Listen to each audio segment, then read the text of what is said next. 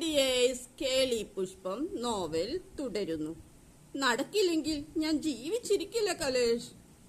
പെണ്ണ് ഇനിയും പഠിക്കണം, എന്നിട്ട് നല്ലൊരു ജോലി സമ്പാദിച്ച് ജീവിക്കാൻ നോക്ക്. എനിക്ക് നിന്റെ കൂടെ ജീവിക്കണം.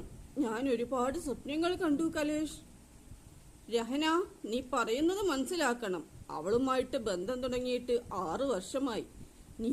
നീയുമായിട്ട് ഈ കുറഞ്ഞ മാസങ്ങളിലെ ബന്ധമേ ഉള്ളൂ. അതിനാൽ നീ മാറിത്തരണം.